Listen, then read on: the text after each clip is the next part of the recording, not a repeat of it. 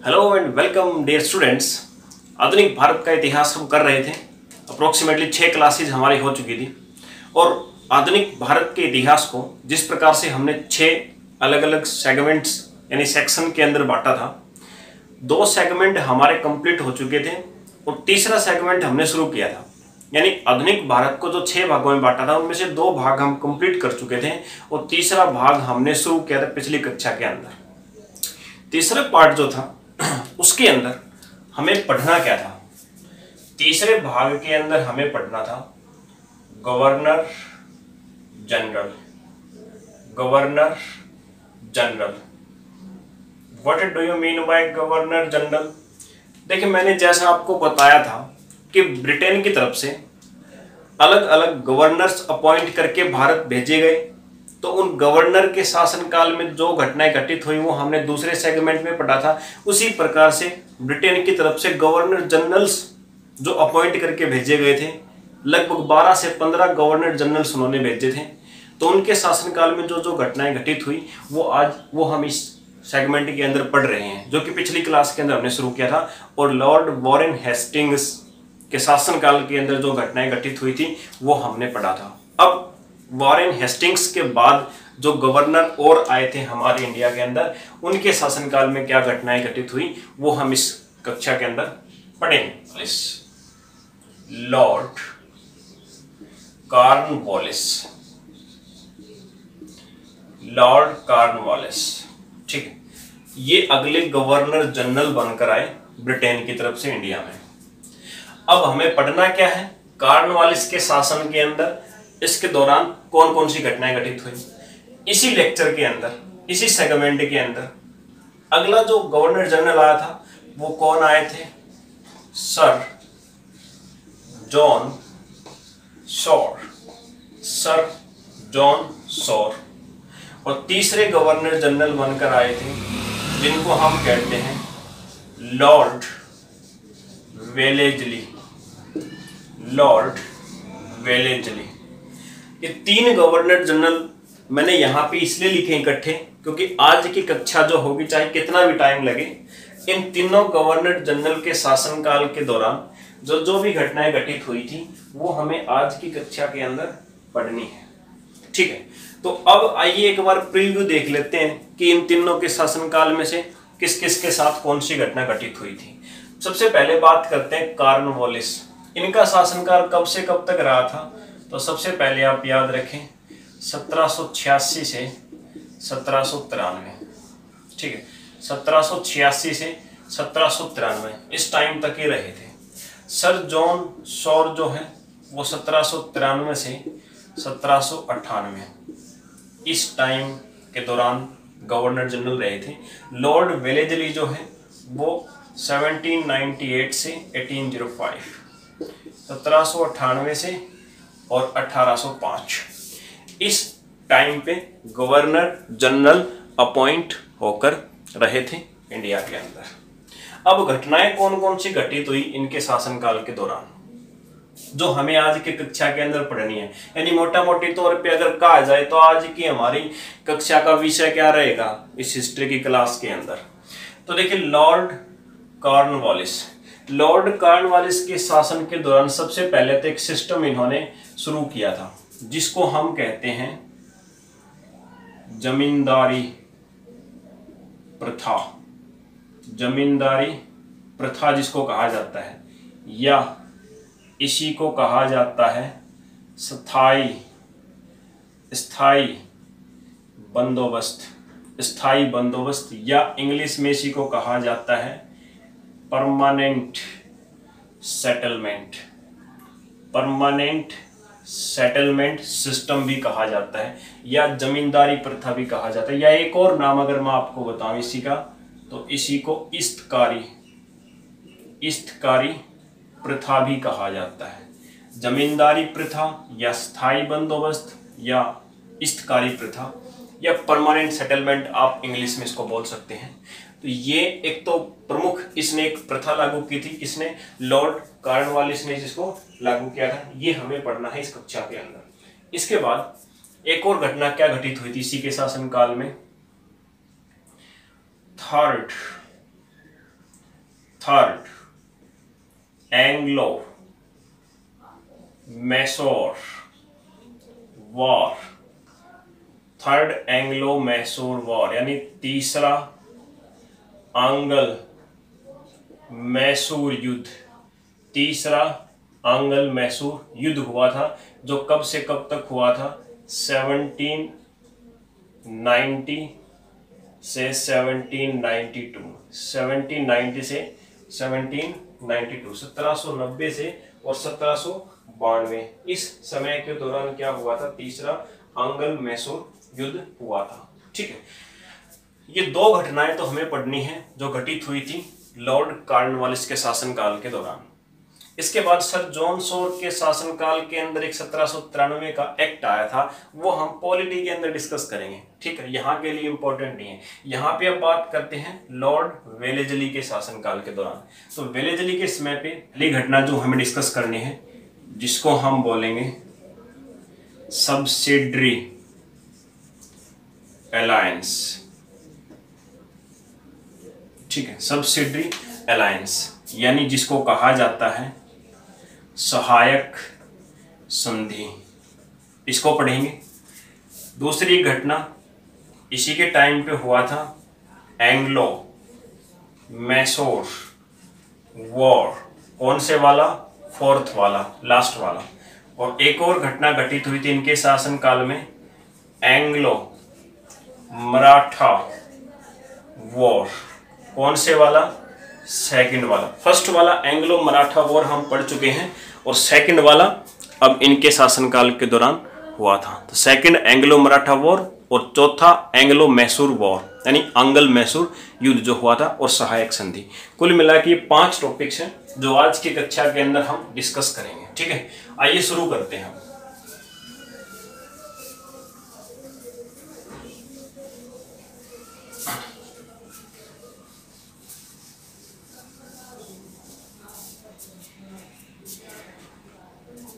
सबसे पहला topic Lord Cornwallis जो था उसको पढ़ते हैं। लॉर्ड कॉर्नवालिस, तो सबसे पहली चीज आप याद रखेंगे कि पहला काम इन्होंने क्या किया। एक तो पुलिस व्यवस्था सबसे पहले इंडिया के अंदर यही लेकर आए थे। दूसरा, इंडियन सिविल सर्विस, भारत में शुरू करने वाले या भारत के इंडियन सिविल सर्विस के जनक कौन है, लॉर्ड कॉर्नवालिस। तीसरा, कोर्ट, चलते फिरते कोर्ट जो है वो भी इन्होंने ही बनवाए थे। ठीक, चलते फिरते कोर्ट इन्होंने बनवाए थे। तो 3 चीजें ऐसी ही बड़ी इंपॉर्टेंट। भारत में पुलिस व्यवस्था कौन लेकर आया, civil service, Indian civil service की स्थापना, और जो कोर्ट है फैसला करने के लिए, न्याय करने के लिए, उनकी स्थापना भी किसने की, इन्होंने ही सबसे पहले की। और कंपनी के जो वर्कर थे उनकी सैलरी भी बढ़वाई थी इन्होंने। ठीक है, तो ये किया। अब जो हमने डिस्कस करना है इंपॉर्टेंटली, जो हमने बोर्ड में मैंने आपको लिख के बताया था आज की क्लास के विषय, कक्षा के विषय, आइए उनके ऊपर अब कंसंट्रेट करते हैं। ये जस्ट छोटी छोटी बातें थी जो आपने की। तो कॉर्नवालिस के काल में अगली महत्वपूर्ण घटना कौन सी घटित हुई थी वो देखिए।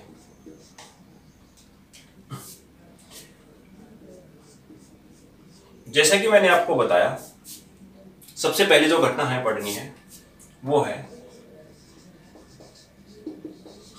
जमींदारी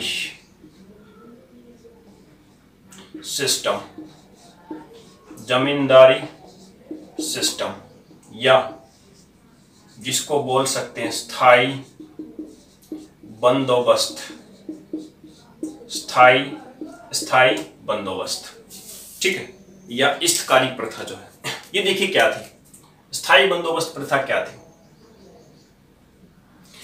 इसमें क्या किया गया, मान लीजिए कि ये बंगाल का कोई क्षेत्र है, ये मान लो बंगाल का क्षेत्र कंप्लीट। इसने क्या किया, इस पूरे क्षेत्र का लगान जो था, लैंड रेवेन्यू जो था, टैक्स जो था, वो क्या कर दिया, वो पूरे साल का फिक्स कर दिया। पूरे साल का जो लगान है, जो टैक्स है, वो क्या कर दिया इन्होंने, फिक्स कर दिया कि भाई इतना ही टैक्स यहां से लेना है। और ये टैक्स को उगाहने के लिए, इस टैक्स को उगाहने के लिए, कलेक्ट करने के लिए जमींदारों की नियुक्ति कर दी। जमींदार मतलब क्या हो गया कि जमींदार एक अलग से कौम बन गई। यहाँ पे कौम क्यों बनी, अलग से कौम में क्यों कह रहा हूं, क्योंकि अब एक प्रकार से इनके अंडर में, ब्रिटिश ईस्ट इंडिया कंपनी के अंडर में जमींदारों की तो सरकारी नौकरी जैसी हो गई। क्योंकि इनकी जो ये काम था जमींदारी वाला, वो पीढ़ी दर पीढ़ी इन्हीं के बच्चों में ट्रांसफर होता रहता था। यानी कि अब जो जमींदार है तो पिता से अगली बार पुत्र उसका जो होगा वो जमींदार बनेगा। ठीक है, तो क्या किया इन्होंने, ब्रिटिश ईस्ट इंडिया कंपनी ने जमींदारी सिस्टम के अंदर, मान लो कोई बंगाल का क्षेत्र है, कोई भी क्षेत्र है, उसका लगान फिक्स कर दिया और उसको इकट्ठा करने के लिए किसकी ड्यूटी लगा दी, एक जमींदार पद नियुक्त कर दिया। ठीक है, अब ये जमींदार होते भारतीय थे, लेकिन काम किसका करते थे, ब्रिटिश कंपनी का। तो जाहिर सी बात है कि ये भारतीय होके और भारतीयों के बीच में जो बातें होती थी वो सारी कहां तक पहुंचा देते थे, ब्रिटेन तक, ब्रिटिश लोगों तक। तो एक अहम भूमिका थी किसानों के ऊपर अत्याचार करना और भारत की खराब स्थिति होना उस समय पे, उसमें अहम रोल है जमींदारों का। चलिए खैर हम इसी के ऊपर डिस्कस करते हैं आगे। तो जमींदार नियुक्त कर दिए। अब जमींदार जो भी, मान लो 100%, अगर 100 रुपए जमींदार ने टैक्स इकट्ठा किया है तो उसमें से 89 रुपीज कहां जाएगा, ब्रिटिश ईस्ट इंडिया कंपनी के पास, और 11 रुपए किसके पास, खुद जमींदार के पास बचेंगे। यानी उसके काम की एक प्रकार से सैलरी लगा लीजिए आप। यानी आपसे एग्जाम में पूछ सकता है कि कितने परसेंट जमींदार जो टैक्स इकट्ठा करता था उसका कितने परसेंट वो ब्रिटिश कंपनी को देता था, 89%, और खुद कितना रखता था, 11%। और ये जो टैक्स है, ब्रिटिश ईस्ट इंडिया कंपनी क्या करती थी, साल में एक दिन फिक्स कर देती थी कि इस दिन हमें ये पूरा का पूरा टैक्स हमारा चाहिए। अगर उस दिन सूर्य छिपने से पहले अगर ये जमींदार उस दिन सूर्य छिपने से पहले ये टैक्स नहीं देता जो इसने इकट्ठा किया है, तो ब्रिटिश लोग उसको जमींदारी से हटा देते थे और ऊपर से उसके ऊपर जुर्माना और सजा भी देते थे। ठीक है, तो सूर्य छिपने से पहले टैक्स देना पड़ता था। इसीलिए इस पॉलिसी को एक और भी नाम दिया गया है, सनसेट पॉलिसी भी कहा जाता है इसको। तो एग्जाम में याद रखें, सनसेट पॉलिसी किसको कहा जाता है, जमींदारी सिस्टम को, या स्थायी बंदोबस्त को, या इस्तकारी प्रथा को। ठीक है, काफी सारे नाम है इसी के। तो ये थी जमींदारी प्रथा, यानी कि भूमि से टैक्स उगाने के लिए ब्रिटिश गवर्नमेंट ने क्या कर दिया, उसने जमींदार नियुक्त कर दिए और वहां से 89% अपने पास टैक्स लेती थी, 11% जमींदार के पास बचता था। ठीक है, और ये टैक्स जो था जमींदारों ने बहुत इलीगली भी उगाया और बहुत अत्याचार किए, बट वो आगे पढ़ेंगे हम। फिलहाल ये चीज याद रखें, जमींदारी प्रथा। जमींदारी प्रथा के बाद में अगला हमारा जो विषय था, जो कॉर्नवालिस के टाइम पे हुआ था, जिसको हमने नाम दिया था एंग्लो मैसूर वॉर। कौन सा एंग्लो मैसूर वॉर था, थर्ड, जो कब हुआ था, 1790 से 1792, 1790 से 1792। इस समय पे जो एक वॉर हुआ था, तीसरा एंग्लो मैसूर युद्ध जिसको हम कहते हैं। ठीक है, किस किस के बीच हुआ था ये, तो एंग्लो मैसूर युद्ध हुआ था British east India company and, आप जानते हो कि हैदर अली के बाद वहां पे किसका शासन था, टीपू सुल्तान। तो इन दोनों के बीच हुआ था। कारण क्या था इस युद्ध का, तो एक बहुत बड़ा वॉर नहीं है, दो कारण थे वैसे। एक जगह का नाम आपने सुना होगा, त्रावणकोर, जो कि आजकल लगभग बिल्कुल इंडिया का जो लास्ट पॉइंट है नीचे की तरफ, दक्षिण की तरफ, उधर है त्रावणकोर होता था। ये त्रावणकोर जो है, ये जगह अंग्रेजों के अंडर में होती थी। ये त्रावणकोर जो जगह है अंग्रेजों के अधिकार क्षेत्र में थी, लेकिन टीपू ने क्या कर दिया, इस पर कर दिया हमला, आक्रमण कर दिया इस पे, और यहां से लूटपाट की। पहला कारण तो ये था, इसलिए अंग्रेजों ने ये युद्ध लड़ा। दूसरा कारण क्या था कि सेकंड एंग्लो मैसूर वॉर, दूसरा जो अंग्ल मैसूर युद्ध था, उसमें क्या था, टीपू सुल्तान ने कुछ अंग्रेजों को कैदी बना लिया था, बंदी बना लिया था। और जब दूसरा युद्ध खत्म हुआ तो अंग्रेजों के साथ संधि हुई थी। उस संधि में यह निर्णय लिया गया था कि टीपू सुल्तान जिन अंग्रेजों को बंदी बनाए हुए हैं उनको छोड़ देगा, और इसने स्वीकार भी की थी। लेकिन टीपू सुल्तान ने उन अंग्रेजों को नहीं छोड़ा। तो ये दो कारण थे जिसके कारण ब्रिटिश ईस्ट इंडिया कंपनी ने टीपू सुल्तान पर क्या कर दिया, हमला कर दिया। हमला करे तो तीसरा अंग्ल मैसूर युद्ध हुआ, और इस युद्ध के अंदर टीपू सुल्तान हार गया। और इस युद्ध की समाप्ति कैसे की, फिर उन्होंने समाप्ति के लिए क्या किया, समाप्ति के लिए एक संधि हुई। कौन सी? श्रीरंगपट्टम की संधि। श्रीरंगपट्टम की संधि से युद्ध शांत हुआ, और इस संधि के अनुरूप क्या किया गया, अपना आधा राज्य टीपू सुल्तान ने किसको दे दिया, अंग्रेजों को दे दिया। ठीक है, तो ये था तीसरा अंग्ल मैसूर युद्ध। तो आई थिंक आपको समझ में आ गया होगा तीसरा अंग्ल मैसूर युद्ध, इसकी कहानी, इसकी रीजन क्या था, कारण क्या था, कौन सी संधि के द्वारा खत्म हुआ ये, और किस किस के बीच हुआ, ये चीजें आपको याद रखनी है। तो ये दो घटनाएं घटित हुई थी किसके शासनकाल के दौरान, ये घटित हुई थी आपके कॉर्नवालिस के शासनकाल के दौरान।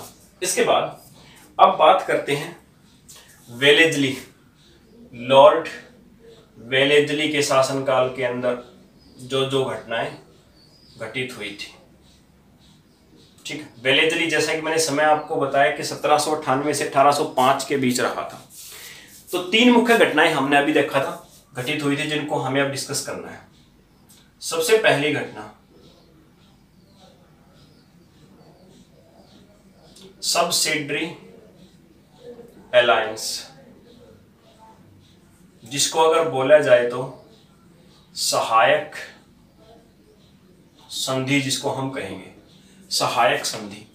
सबसिडरी अलायंस या सहायक संधि जो थी, इसमें देखो क्या था, सहायक संधि का जो मेन उद्देश्य था इसका, वो था कि जो स्वतंत्र राज्य, जो प्रिंसली हैं, रियासतें हैं भारत के अंदर, उन रियासतों को धीरे धीरे करके अपने अंदर मिलाना, या उनको इस प्रकार से मजबूर कर देना कि भविष्य में वो हमसे दूर ना रह सके, हमारे साथ ही रहे या हमारे अंडर में ही रहे। इसके अंदर इसने क्या किया, इसने उन रियासतों को कहा कि भी देखो, जैसे कि मान लो अगर हम बात करें हैदराबाद की, तो इसने हैदराबाद को कहा कि भी देखो, उधर तुम्हारे दुश्मन मराठे हैं, नीचे टीपू सुल्तान है तुम्हारे दुश्मन, उधर कर्नाटक से भी तुम्हारे ऊपर आक्रमण हो सकता है। क्यों ना तुम ऐसा करो कि हमारी सेना रख लो, हम अपनी सेना के द्वारा तुम्हें प्रोटेक्शन देंगे, हमारी सेना तुम रख लो, जैसा तुम कहोगे वहां रखेंगे। अगर तुम्हारा ये राज्य साम्राज्य है, तुम कहोगे तो तुम्हारे साम्राज्य के बाहर हम हमारी सेना रख देंगे, तुम कहोगे तुम्हारे साम्राज्य के अंदर हम हमारी सेना रख देंगे, और ये सेना तुम्हें प्रोटेक्शन करेगी दूसरे जब रियासतों से तुम्हारे ऊपर आक्रमण होएगा। तो ये थी सहायक संधि। लेकिन सिर्फ इतना ही नहीं, अंग्रेज कुछ भी फ्री में नहीं देते थे। उन्होंने कहा कि ये जो सेना हम तुम्हें दे रहे हैं, हम जो सेना तुम्हें दे रहे हैं सहायक संधि के अनुरूप, इसके बदले तुम्हें किराया देना पड़ेगा, यानी सेना तुम्हें किराए पे मिलेगी। युद्ध होगा तो किराया ज्यादा होगा। दूसरी बात कि भाई हम देखो, अंग्रेज यूरोपियन थे, आप जानते हो यूरोप से आए थे अंग्रेज, यूरोपियन थे। अंग्रेजों ने कहा कि हमारे सिवा कोई भी दूसरा यूरोप कंट्री का देश तुम्हारे संपर्क में नहीं होगा या तुम्हारी सेना में नहीं होगा। इसके अलावा इन्होंने कहा कि हमेशा एक अंग्रेज अधिकारी तुम्हारे राज्य के अंदर तुम्हारे शासन में रहेगा। उनका उद्देश्य ये था कि अंग्रेज अधिकारी क्या करेगा, वहां की जांच पड़ताल करता रहेगा और सारी चीजों का पता अंग्रेजों को चलता रहेगा जिस भी राज्य के साथ ये संधि हुई है। तो ये तीन शर्तें थी सहायक संधि के अंदर। तो आप जानते हैं कि जो भी राज्य मान लेता है, एक बार देखने के लिए तो ऐसा लगता है कि अंग्रेजों की सेना के कारण वो शक्तिशाली हो जाएगा, लेकिन आप ये देखिए कि शक्तिशाली वो दूसरों के लिए तो हो गया, लेकिन खुद का तो सारा सिस्टम किसके कंट्रोल में चला गया उसका, ब्रिटिश ईस्ट इंडिया कंपनी के अंडर में, क्योंकि सेना ब्रिटेन की और उसके जो राज्य है, राज्य के अंदर भी कुछ पदों पर अंग्रेजी होते थे। तो ये थी आपकी सहायक संधि, या जिसको हम बोलेंगे सब्सिडरी अलायंस। ठीक है, आइए अब इसके बाद दो युद्ध और बचते हैं। और देखिए स्टूडेंट्स, क्वेश्चंस वगैरह के लिए परेशान ना हो, क्योंकि जैसे ही ये सब सिस्टम कंप्लीट होएगा ना, कंसेप्ट एक वीडियो, मात्र एक वीडियो 4 घंटे के आसपास की या 2-2 घंटे की 2 वीडियो ऐसी बनाऊंगा जिसमें सिर्फ और सिर्फ आपको क्वेश्चन ही कराए जाएंगे। पूरी इतिहास, पूरे आधुनिक भारत के इतिहास से जितने भी क्वेश्चन बनते हैं या पॉसिबल हैं आगे एग्जाम में आने के लिए, वो क्वेश्चन ही प्रैक्टिस आपको कराऊंगा। बाकी ये ध्यान रखें कि 80% क्वेश्चन कंसेप्ट से ही मिलेंगे आपको। 20% जो घुमा फिरा के होते हैं, कैसे आते हैं, वो सारा हम उसके अंदर डिस्कस करेंगे। और जैसा कि आप जानते हो कि 1 या 2 दिन के अंदर अपना जो टेलीग्राम ग्रुप है कंपटीशन बाबा 360 नाम से, उस पर हम क्विज भी शुरू करने जा रहे हैं। डेली वेज शाम को शुरू होया करेगी, उसका टाइमिंग भी मैं आपको बता दूंगा। ठीक है, तो अगर आपने ज्वाइन कर रखा तो अच्छा है, अदरवाइज उसको ज्वाइन कीजिए। ये थी सहायक संधि। इसके बाद अगली घटना जो घटित हुई थी, जो हमें पढ़नी इसके शासनकाल में, वो था आपका 4th एंग्लो मैसूर वॉर, चौथा आंग्ल मैसूर युद्ध। कब हुआ था ये? 1798 से 1799। ज्यादातर इस युद्ध को बताने के लिए सिर्फ हम ऐसा बोलते हैं 1799 में हुआ था, दैट्स इट। कई बार 1798 नहीं बोला जाता है, बट अगर एग्जैक्टली देखोगे तो यहीं से शुरू हो चुका था।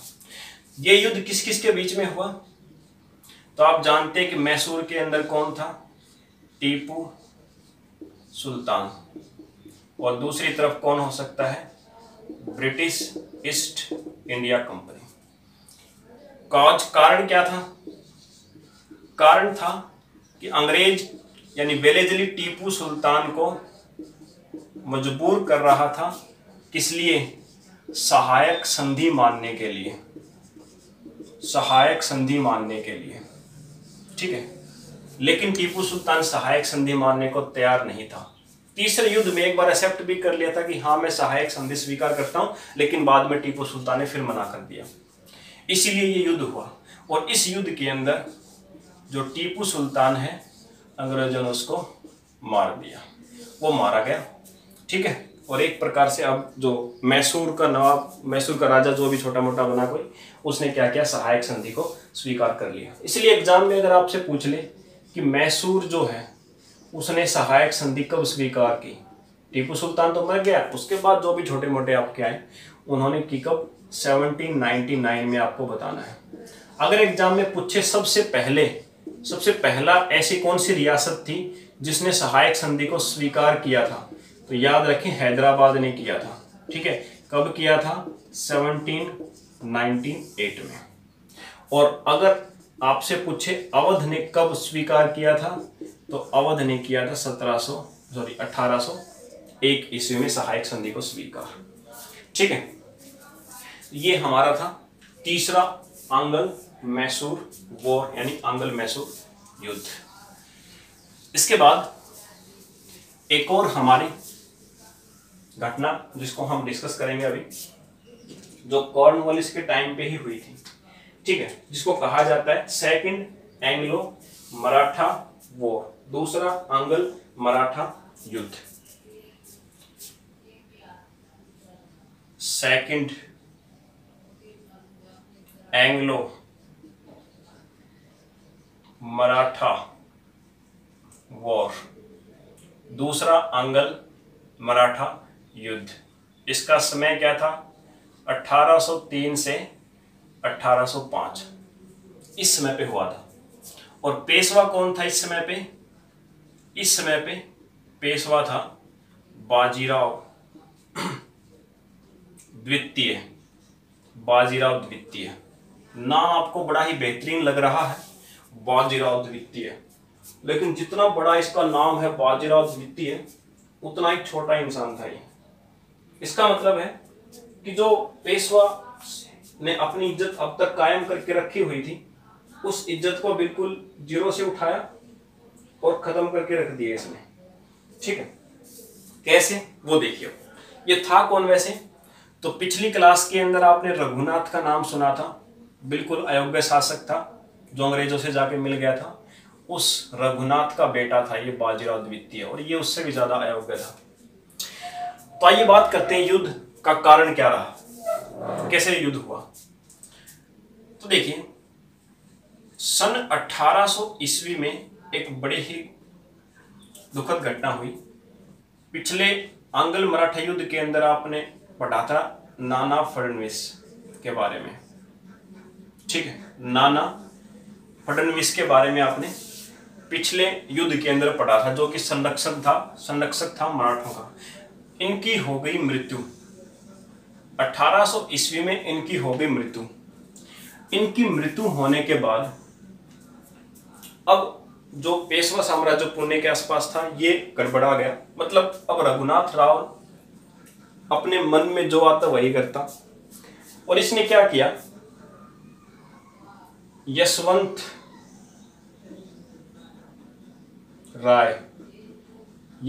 राय, और ये कौन था, होलकर। तो जैसा कि आपको बताऊं, ये होलकर का मतलब क्या है, मराठा संघ, मराठा जो है, मराठा साम्राज्य वो 5 संघों में बटा हुआ था। 5 संघ थे उनके। कौन कौन से थे? होलकर, पेशवा, सिंधिया, भोसले और गायकवाड़, ये 5 संघ थे। तो एक होलकर था, होलकर में यशवंत राय वहां का मराठा शासक था, और इसके भाई को क्या किया, इसने पेशवा बाजीराव द्वितीय ने धोखे से मार दिया। तो यशवंत राय जो था होलकर, उसको बदला लेना था किससे, पेशवा बाजीराव द्वितीय से। यशवंत राय ने क्या किया, आक्रमण कर दिया पेशवा के ऊपर, यानी बाजीराव के ऊपर। और पेशवा जो है, इसी के साथ कौन मिला हुआ था, सिंधिया, ये भी मराठों का संघ था। पेशवा और सिंधिया मिले हुए थे, और दोनों ने मिलकर के किससे युद्ध किया, इस यशवंत राय होलकर से। और होलकर ने क्या कर दिया, इन दोनों को भी हरा दिया। होलकर ने दोनों को हरा दिया। अब पेशवा देखो क्या होता, वैसे तो 5 संघों में बटा हुआ था मराठा साम्राज्य, लेकिन उन 5 संघों में भी सबसे मेन कौन होता था, पेशवा को मानते थे। अब ये सबसे बड़ी इंसल्ट का काम था पेशवा के लिए कि होलकर ने इसको हरा दिया। इसीलिए ये हुआ कब, यशवंत राय के भाई को जो मारा था बाजीराव ने, वो मारा था इसने 1801 में। और ये जो पेशवा और सिंधिया को हराया होलकर ने 1802 में इन्होंने हराया था। 1802 में जैसे ही इनको हराया गया, वैसे ही पेशवा ने क्या किया, पेशवा वहां से भाग गया। 1802 में पेशवा वहां से भाग गया। जो बाजीराव द्वितीय पेशवा था वो 1802 में भाग गया। कहां भाग गया हारने के बाद, वो भाग गया ब्रिटिश ईस्ट इंडिया कंपनी के पास। और यहां पे जाके इसने एक संधि कर ली जिसको कहा जाता है बेसीन की संधि। बेसीन की संधि कहा जाता है। ये संधि कर ली, और इस संधि के द्वारा इस पेशवा ने क्या कदम उठा लिया, इसने अंग्रेजों के साथ सहायक संधि स्वीकार कर ली। सहायक संधि स्वीकार करने का मतलब है कि पेशवा अब जा चुका था किसकी शरण में, अंग्रेजों की शरण में। 1802 में इसने कर ली। उसके बाद 1803 में इसके साथ जो सिंधिया थे, उन्होंने भी क्या किया, उन्होंने भी एक सुरजी अंजन गांव की संधि हुई। ये कब हुई, 1803 में। 1803 में सुरजी अंजन गांव की एक संधि हुई। और इस संधि के अंदर क्या हुआ, इस संधि के अंदर 1803 में जो सिंधिया थे, जो मराठों के साथ पेशवा के साथ थे, उन्होंने भी क्या कर लिया, सहायक संधि स्वीकार कर ली। यानी सिंधिया जो मराठों का संघ था, सुरजी अंजनगांव संधि के अनुरूप उन्होंने भी क्या कर लिया, सहायक संधि यानी अंग्रेजों के शरण में पहुंच गए। इसके बाद जो गायकवाड़ थे उन्होंने भी 1803 में ही कर ली थी। सिंधिया के साथ ही गायकवाड़ का भी कोई ज्यादा बड़ा समूह नहीं रह गया था। तो अगर गायकवाड़ जो समूह था उससे पूछे आपसे तो आप बता सकते हो उसने भी 1803 में ही अंग्रेजों के साथ सहायक संधि स्वीकार कर ली थी। ठीक है। इसके बाद एक बच्चे भोंसले और होलकर। भोंसले और होलकर, उनका क्या हुआ? भोंसले और होलकर इन्होंने क्या किया देखें, 1803 में ही एक और संधि हुई जिसको कहा जाता है देवगांव की संधि। और ये देवगांव की संधि जो हुई इसमें भोंसले जो मराठों का संघ था उसने भी क्या किया, सहायक संधि स्वीकार कर ली। अब बचे एक लास्ट होलकर बचे। अब होलकर ने क्या निर्णय किया कि भाई मर जाएंगे लेकिन इस प्रकार से हार नहीं मानेंगे, लड़ाई युद्ध करेंगे, युद्ध में हारेंगे फिर बाद की सोची जाएगी, लेकिन बिना लड़े सहायक संधि स्वीकार नहीं करेंगे। जबकि सारे के सारे चारों मराठा संघ अंग्रेजों की तरफ हो चुके थे। होलकर ने क्या किया, इसने 1805 के आसपास एक युद्ध किया अंग्रेजों के साथ में। ठीक है, 1805 में युद्ध किया इसने और युद्ध में होलकर क्या हो गया, हारना तय था क्योंकि सारे के सारे मराठी अंग्रेजों के साथ मिले हुए थे। और 1805 में हारने के बाद एक संधि इसने स्वीकार की, राजपुर घाट की संधि। राजपुर घाट की संधि, और इसके अंदर होलकर ने क्या किया, जो अंग्रेजों की सहायक संधि यानी सब्सिडरी अलायंस को एक्सेप्ट कर लिया और इसने भी अंग्रेजों की अधीनता स्वीकार कर ली। ठीक है, तो इस प्रकार से ये युद्ध शांत हो गया राजपुर घाट की संधि के द्वारा और धीरे धीरे करके सभी मराठों ने क्या किया, अधीनता स्वीकार कर ली थी। तो ये था अपना सेकंड एंग्लो मराठा वॉर। ठीक है, तो आपको याद रहेगा रघुनाथ राव का लड़का था बाजीराव द्वितीय, उसने होलकर के भाई को मारा तो होलकर ने उसके ऊपर युद्ध करके उसको हरा दिया। अब पेशवा की इंसल्ट हो गई, इसलिए पेशवा ने क्या किया, जाकर के सहायक संधि स्वीकार कर ली। ये पेशवा, होलकर, गायकवाड़, सिंधिया, भोसले 5 संघ थे मराठों के। ठीक है, जो कि वहीं पुणे, मुंबई, महाराष्ट्र के आसपास वाले क्षेत्रों में शासन करते थे। तो इन्होंने सबने सहायक संधि स्वीकार कर ली। तो स्टूडेंट्स इसको कीजिएगा अच्छे से, कोई समस्या हो तो कमेंट करके बताइए। किसी प्रकार की अच्छा लगे तो क्लास को लाइक जरूर कीजिएगा और अगर बुरा लगे तो डिसलाइक जरूर कीजिएगा। डेफिनेटली करना, आपको इन दोनों में से एक काम तो करना है ताकि हमें पता लगे कि हम जो कंटेंट दे रहे हैं वो सही भी है, लग रहा आपको या नहीं लग रहा, या कोई कमी लग रही है। कोई ना कोई एक्शन जरूर लेना है, सिर्फ क्लास को देख के और वैसे नहीं निकल जाना है। ठीक है, मिलते हैं अगले कक्षा के अंदर।